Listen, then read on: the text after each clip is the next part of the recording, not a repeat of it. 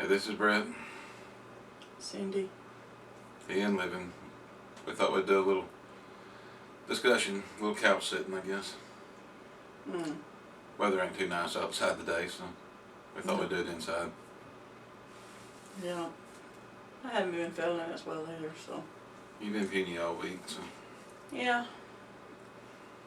we ain't got to do very many videos either.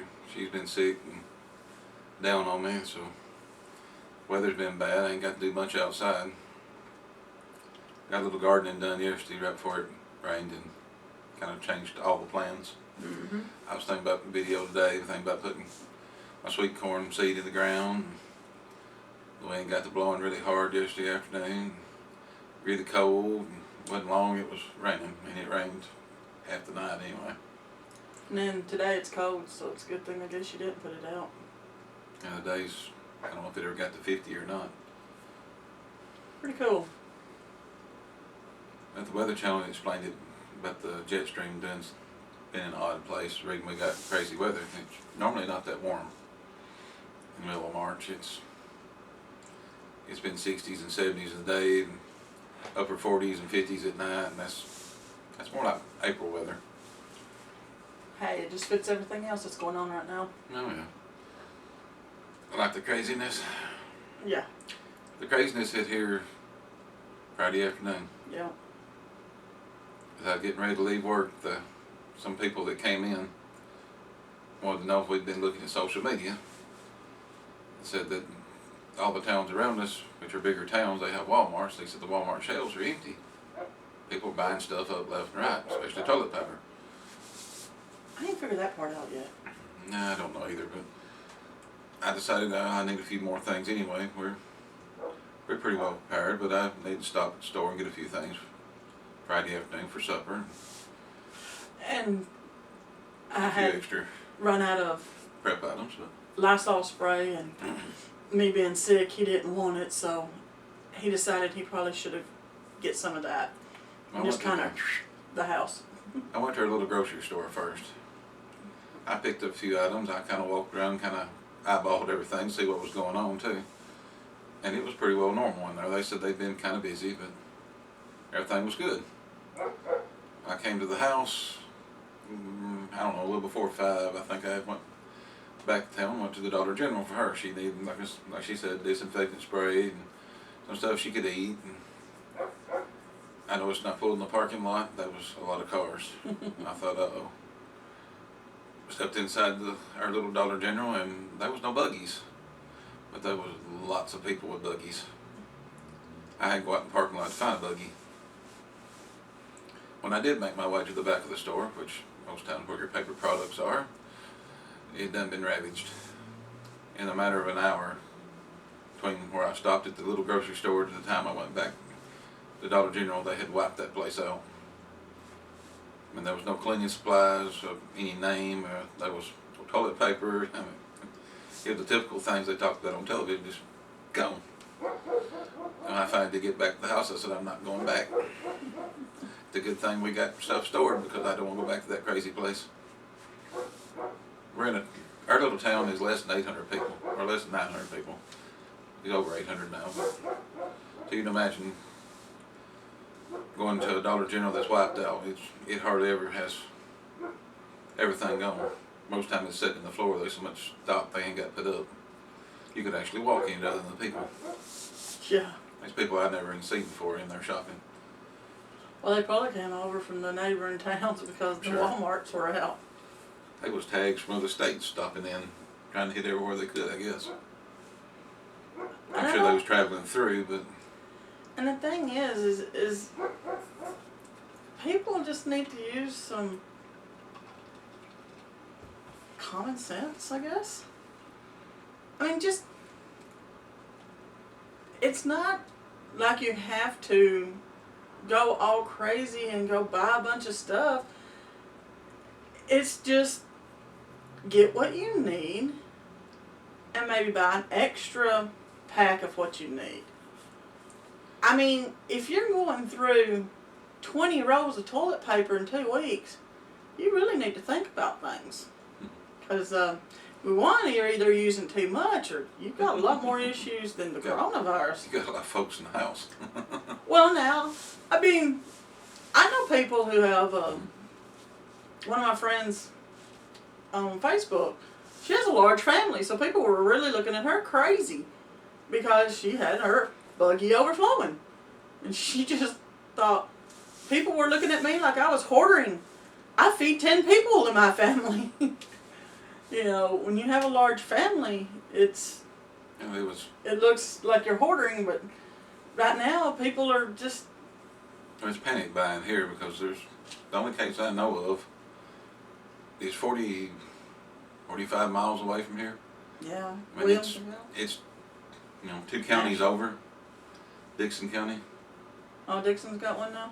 Yeah, supposedly. But I knew Nashville had that's them the in closest I Wilson know. It's County. 45, 50. It's 40 to 45 miles away anyway, at minimum.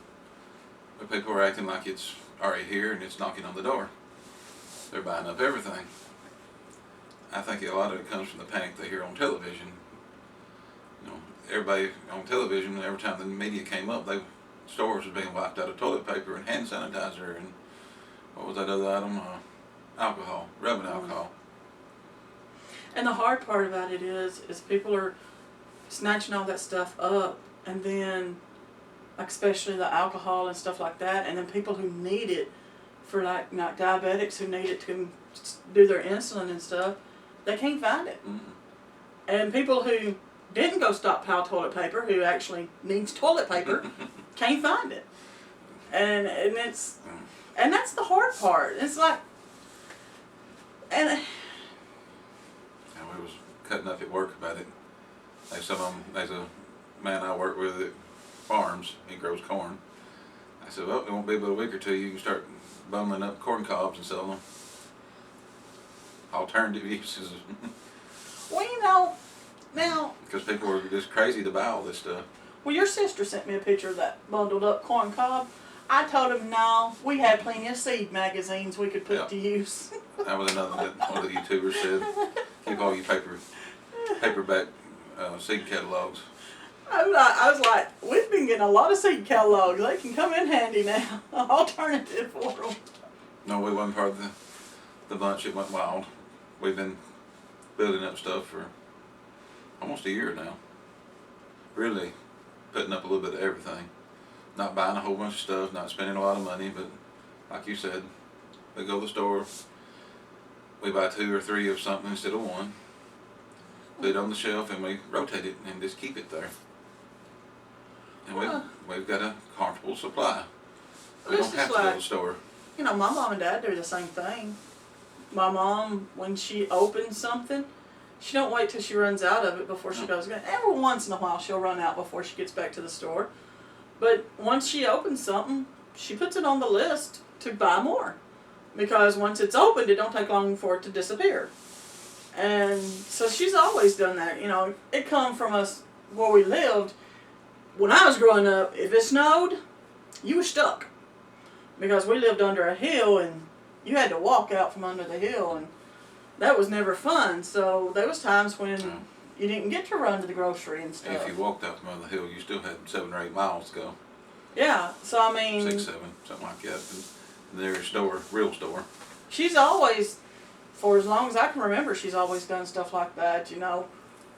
We'd run out of some stuff, but more times than none, Mom always had a backup to a lot of the stuff. And I guess growing up, I never paid really much attention until we started doing this. And she and I were talking, and she's like, well, yeah, you do that, then you don't run out of anything that you really need.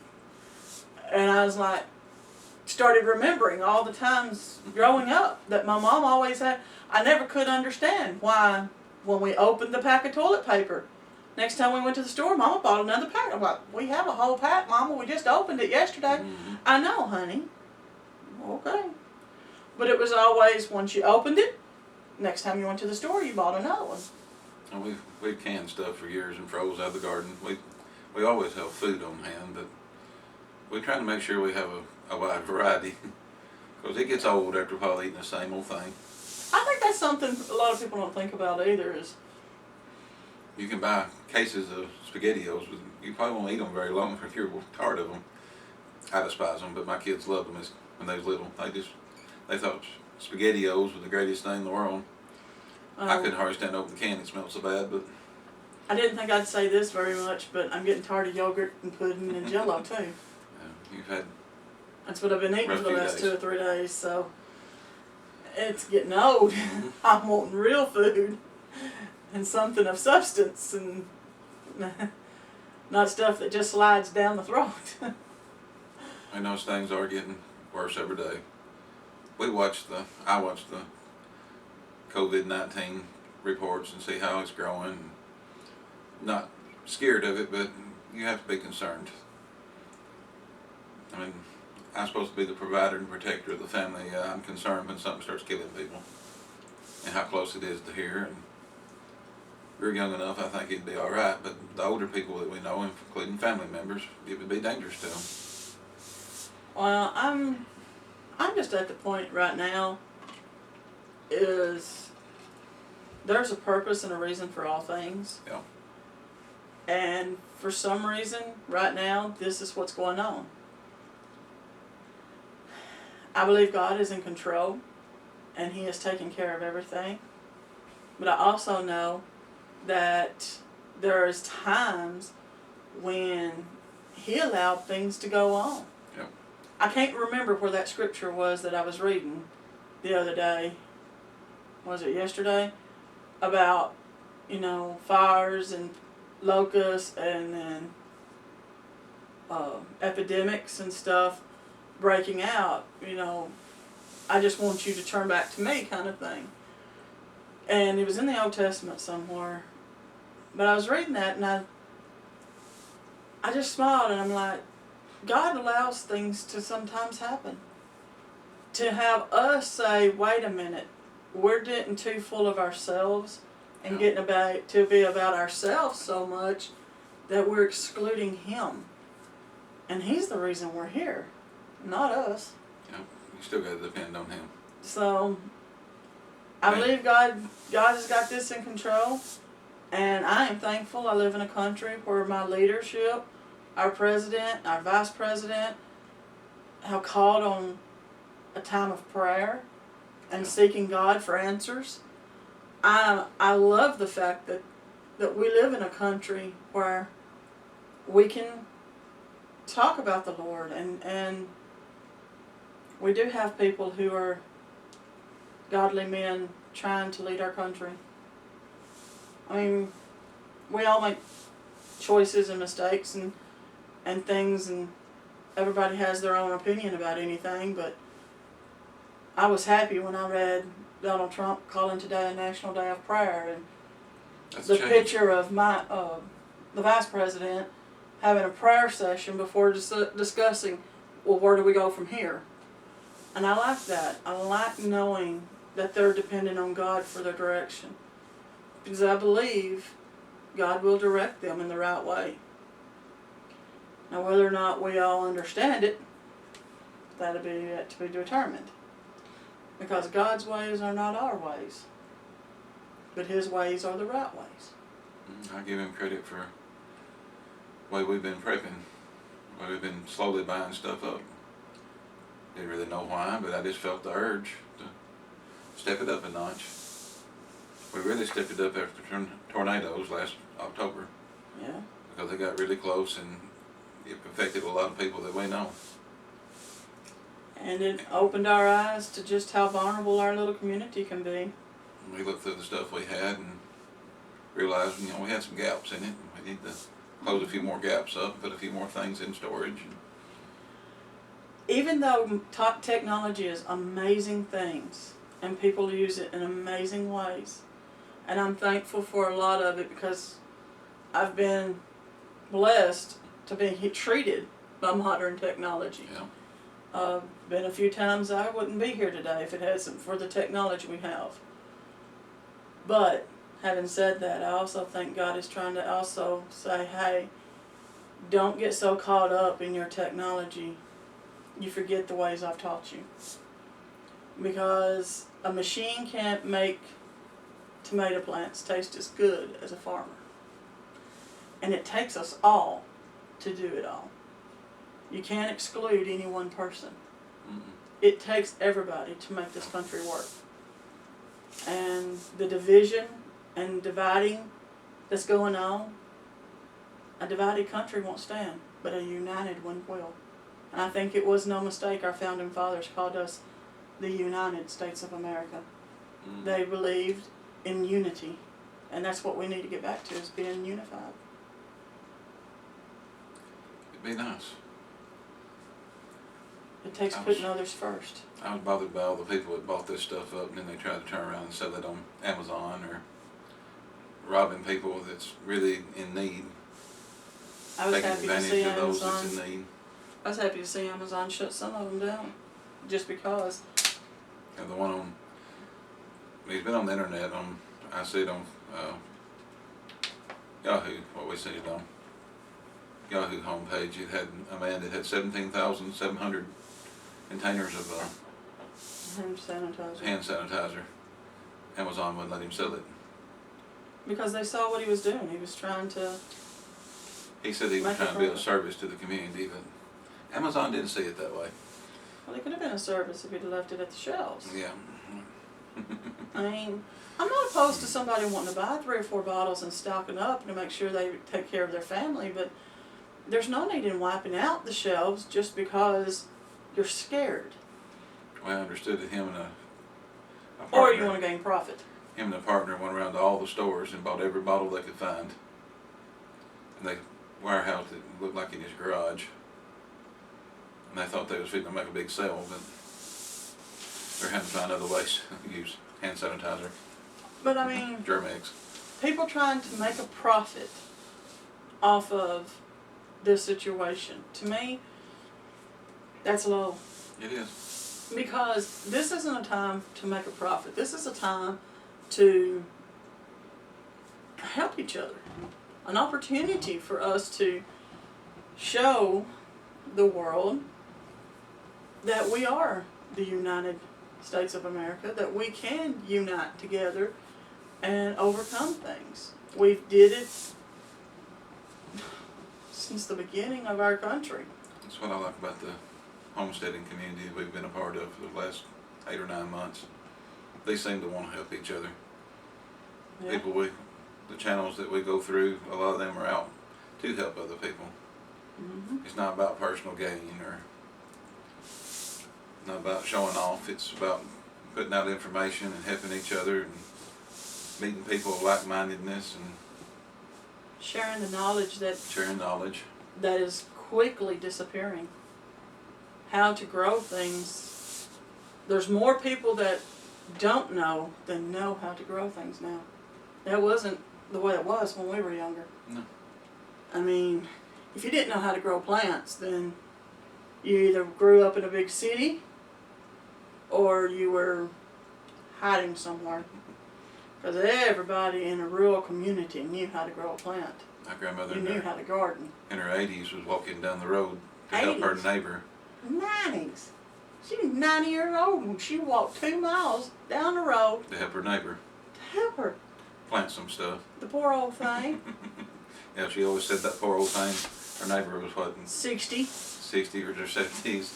She's 90 and she had to walk down the road to help that poor old thing plant a garden, you know. I always laughed at that. I'm sitting here going, what do you mean poor old thing? I said, how old is she? I'm Oh, about 67 maybe, not saying 65. blessed her heart, huh? And I looked at Grandma. I looked at her and I was like, Granny, you're 90. Oh, that's just a number. And she was a tough lady. And she knew how to grow a garden. I remember seeing her dig in her 80s out in the yard. She didn't have a tiller, she didn't have a tractor. She had a grubbing hoe and a shovel, and she dug the old-fashioned way. She had what I call sinkholes in the yard, just soft spots, and she'd fill them up with dirt, and she'd have something growing in every one of them. There might be 4 or 5 of them in the yard. There were a few plants in each one, but And she was after, still able to dig there. when her house burned and she had to move into the apartments, she couldn't grow a garden at the apartment, but got she was close. allowed flower pots. Yeah. So she grew her garden in flower pots. She grew her tomatoes. They finally let her have that little flower bed right in front of the window there, Yeah. and it was full of stuff. Oh yeah. Well, because she shared with the neighbors. Yeah. There's that whole little community right there. They garden that little bitty square. They She was just never happy as stopped. lark. Not till she wasn't able to get up and go.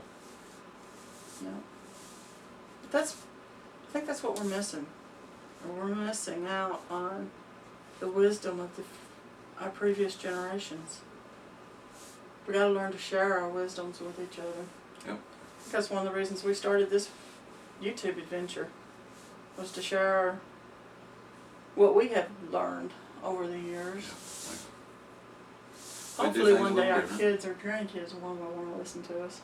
We do things a little different some. That's just the way A little. I was taught. Honey, we can be really different in some stuff. I don't know. I'm taking it lightly. Yeah.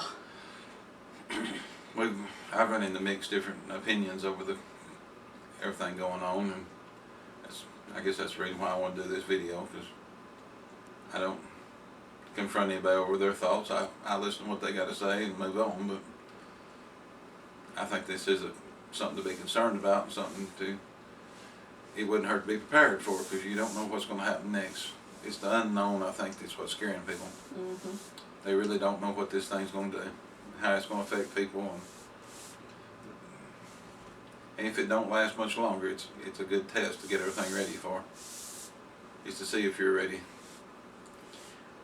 It's to wake us up from being a microwave society where we expect everything to come to us and we don't have to prepare and work for it. We are so used to just going to the cabinet, getting a microwave thing, throwing it in the microwave, heat it up, boom, we're done, out the door we go. And depending on someone else to always have it on the shelf for us to go buy. And we've got to start paying attention to that. There comes a time when we need to slow down and just talk to people. Well, I think the panic around here is probably subsided now that they've cleaned the store out right quick. Oh yeah. You gotta go back to normal for a few days. Everybody fuss and complain, but you'll have more time to look over what we got and see if there's anything we need to add. The thing is you See how we did on the first little explosion of craziness. Well, people don't need to get too wild right now because we don't know what the long-term effects are. It ain't happened. It ain't really hit yet. So Yeah. I mean, no one knows how long this thing can survive. I know what the other countries are saying, that they're starting to get it under control and stuff, but this is something new. Something the world hasn't seen. This particular COVID-19 didn't exist until a few months ago. I don't think they're getting it under control. I think Well, until there's a vaccine or some think way yeah, of treating can. it to where they can say, yes, we can prevent it to some point. We don't know what's going to end up happening. No. So, it's time people start thinking and stop depending on everybody else to think for them. You gotta do some things for yourself.